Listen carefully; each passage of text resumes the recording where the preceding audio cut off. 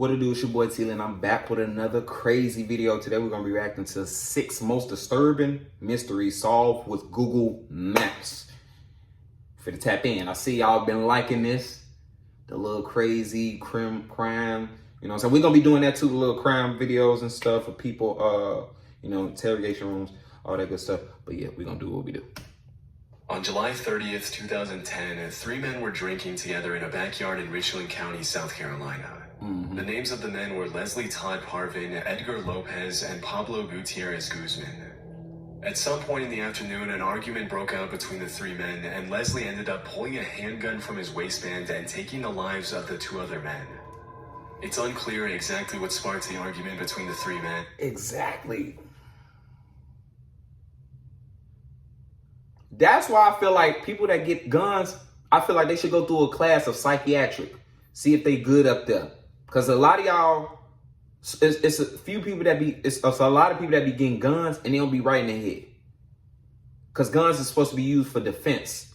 Not, oh, I get mad, I pull it out. Or, he made me mad, I'm finna go shoot him. Like, no, like, y'all be. But immediately after the shooting, Parvin fled to Louisiana in his green Kia minivan. Once there, he shaved his head and destroyed both the gun he had used to take the lives of his 2 victims, as well as the minivan. For a few days, Parvin managed to elude the authorities, but pretty soon the cops started scanning through license plate records of all green Kia vans registered in Louisiana. According to investigation documents, after the double murder, a witness had reported a partial tag of Parvin's minivan to the police. And a couple days later, on a whim, the cops plugged the suspect's address into Google Maps Street View, and sure enough, found a green minivan parked in front of his house with the license plates and description matching what the witness had told them. With that kind of evidence stacked against him, it was pretty much all over for Parvin. And on August 19th, a relative brought him back to his home in the Windsor Lake area, where he was promptly arrested on 2 charges of murder and later sentenced to 35 years in prison. During the investigation, it was publicly revealed that Parvin was a 20-year Army veteran with 5 overseas deployments and a pretty bad case of PTSD. Boy, all that goes out the window. Don't nobody care about that. You took 2 guys' lives. Like, nobody cares about that. You are a dishonor to the, what? To the Army. You know what I'm saying?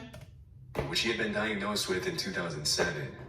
According to all his that goes out the window. His 20 years of military service and the stress from his tours near Iraq and Afghanistan could have influenced his behavior on the day of the incident. You would think that after 2 decades of selflessly serving his country, Parvin would have been provided the appropriate mental health treatment to help him live his life peacefully. He probably didn't want to. Instead, 2 innocent men are now dead, and the perpetrator himself will be spending most of the rest of his life behind bars. 35 years after his crime, at the age of 75, Parvin will be released from prison into a world he'll probably no longer even recognize. All over one. Are you tired of seeing ads everywhere? Yes. I told you that pie not only does it block ads. And I bet they won't. See? Yes. I am. In July 2018, Channel 4 released an incredibly disturbing video which showed a group of uniformed men leading multiple women and children through a dirt road and onto a deserted patch of land where the armed men then shamelessly took the lives of the victims at gunpoint. In the video, the men can be heard accusing the women and children of belonging to the notorious terrorist group Boko Haram. The video caught the attention of the entire world, with hundreds of people immediately alleging that the terrifying footage had been captured in Cameroon. However, the government of Cameroon immediately denied the claims, alleging that the video wasn't even shot in their country and that their army was being wrongly blamed for killing civilians. Still, the BBC wasn't convinced, and their team of researchers decided to find out who had been responsible for the atrocities in the video, where they took place, and when. After receiving an anonymous tip, they used Google Maps to study the layout of a particular region in Cameroon and discovered that the mountain range visible in the background of the video was near a village named Krawa Mafa, very close to the Nigerian border. By analyzing several years of Google satellite imagery of the region, the researchers from the BBC were able to determine that the incident had taken place at some point between March 20th and April 5th, 2015. Upon further investigation, it was revealed that the Cameroonian government hadn't been honest when they denied the claims. For example, the government had claimed that the Cameroonian army didn't use weapons like the ones shown in the video, but the BBC's analysis revealed that the guns were Serbian-made Zastava M21s, which are in fact used in the Cameroonian army. On top of this, several other details that the government had claimed were inaccurate turned out to be a perfect match, including the armed men's uniforms. Yeah, idiot. A month after the Cameroonian government's initial denial of the claims, they then updated their statement to clarify that 7 members of the army were now under investigation. And when the BBC shared their full report with the Cameroonian government, the country's Minister of Communication was reported saying, 7 soldiers were arrested and disarmed. They are under investigation right now. I can confirm that all 7 of them are in prison. In their next statement, the Cameroonian government released the names of the 7 detainees, and the BBC confirmed that some of them were the same people who were seen in the video executing the innocent women and children. In 2020, 4 of the soldiers in the video received 10-year prison sentences for the murders, while a 5th soldier was sentenced to 2 years for filming and sharing the footage. The other 2 soldiers were acquitted. It's crazy to think that you can get away with such an atrocious crime and only face 10 years in prison. Exactly. But at least they're being held accountable for what they did, all thanks to a very detailed examination of the video's content against Google's satellite imagery. That's wild. Between 2010 and 2011, 11 bodies were found near Gilgo Beach on the south shore of Long Island between Nassau and Suffolk counties. Most of the bodies belong to female escorts whose lives have been taken as early as 1993. Damn. But it wasn't until 2023 that they finally managed to arrest Rex Heuermann, a 60-year-old architect and father of 2, and connect him to the crimes through DNA evidence, cell phone records, and the links between his Chevy Avalanche and the crimes. After his arrest, Rex was charged with the deaths of 4 women. And later, he was charged with the deaths of 2 other women after DNA evidence linked him to the crimes. Disturbingly, the cops found that the suspect had used several burner phones to conduct thousands of searches related to the things he later ended up doing to his victims. And to seal Heuermann's fate, they also found a huge Word document on his hard drive in his basement, in which Rex had planned out the murders of his victims in very explicit detail.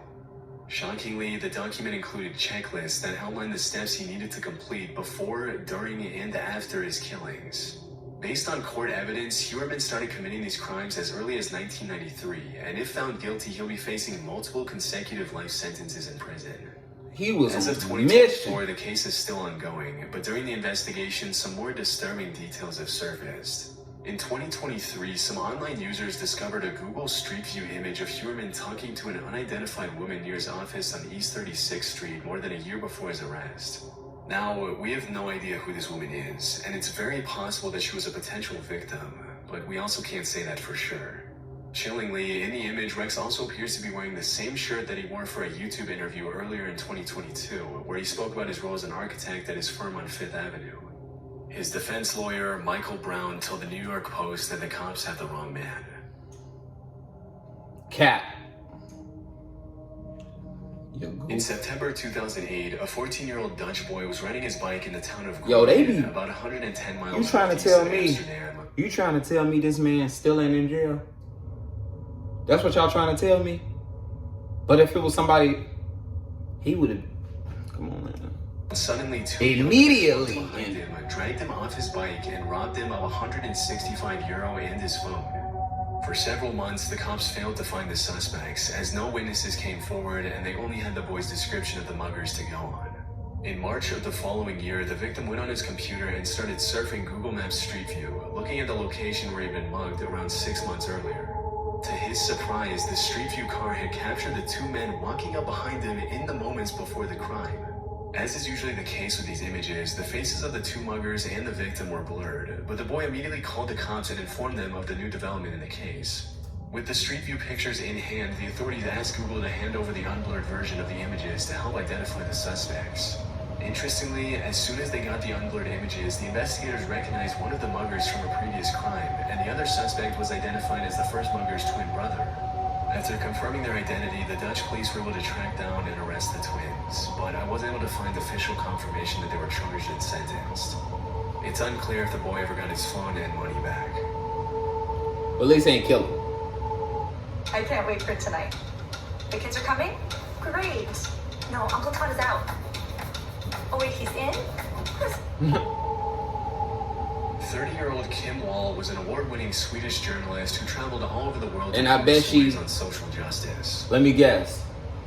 She decided to overstep her boundaries on trying to live on the wild side a little bit.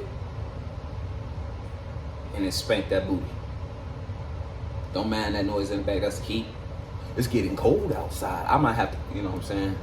Bumba. But yeah. Throughout her career, Hopefully it ain't go that way. Uganda, Cuba, Hopefully the she Marshall just Islands, and Kenya, with her work often being featured in prestigious journals like the New York Times, the South China Morning Post. Y'all journalists out there, you know what I'm saying? Kudos to y'all. Y'all living up that life. So y'all gotta be careful when y'all be trying to go over to these foreign places and everything and be trying to get deep. Use your brain. Use your brain. Make sure you're aware of your surroundings. Make sure you got people that's really connected and know, like, hey, go.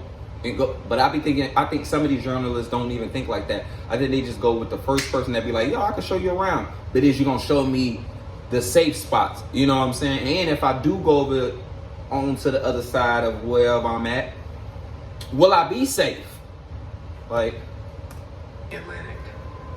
In 2017, while she was in Copenhagen with her boyfriend, she met Peter Madsen, a brilliant Danish inventor and self-taught engineer. Oh, okay, it's one of those. Submarine and designed his own rockets and had plans to launch himself into space in the near future. On August 10th of that year, Peter Madsen took Kim Wall on a trip off the Copenhagen coast in his homemade submarine, the NC-3 Nautilus. Nah, don't tell me these rounds. Sadly, after that trip, Kim Wall was never seen again. When she didn't come back later that day, her partner reported her missing and an official investigation was officially launched. Just a few days later, on the 21st of August, a passing cyclist found parts of her body washed up on the beach close to where she had gone missing. And about a month and a half later, the rest of her body was found in multiple different weighted down bags by police divers. Yeah. During the investigation, Madsen was brought in for questioning, but he denied having anything to do with the state of her body. He instead claimed that Kim Wall had died after being accidentally hit on the head by the hatch of the submarine. Strangely, he later ended up changing.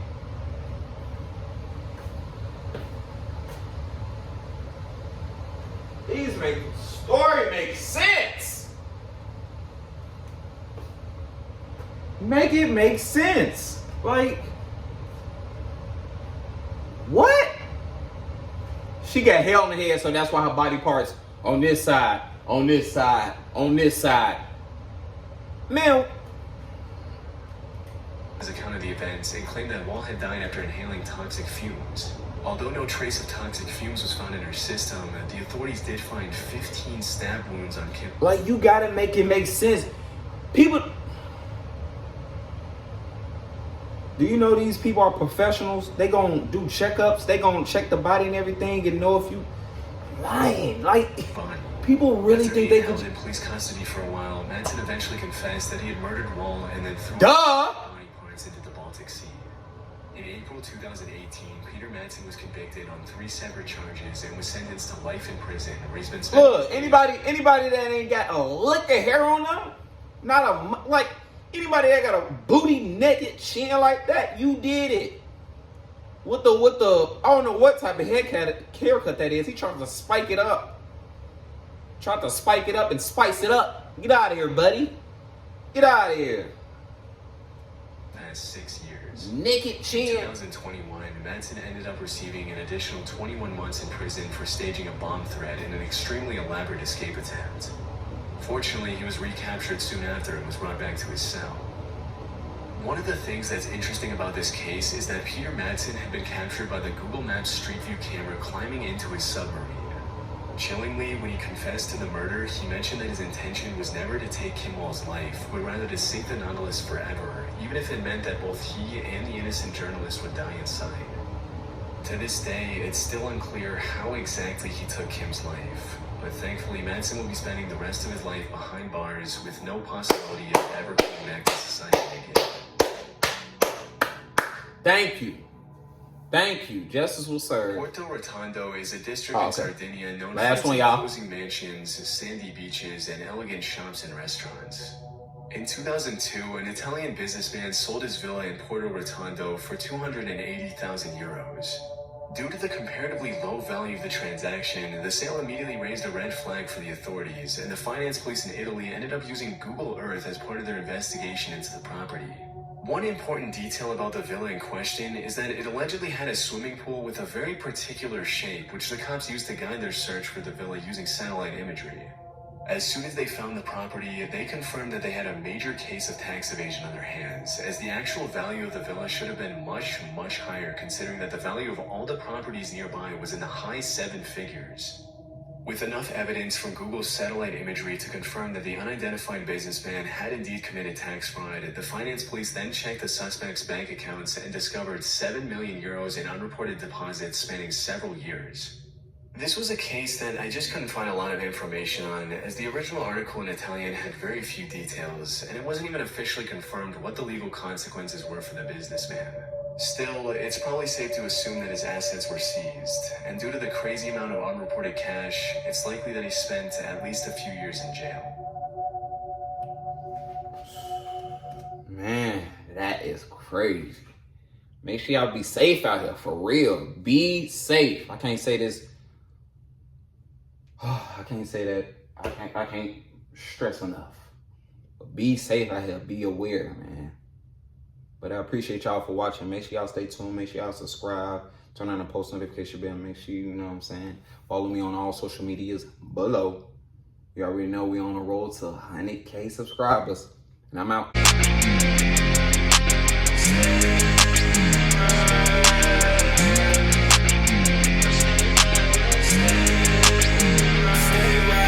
What you gonna do now?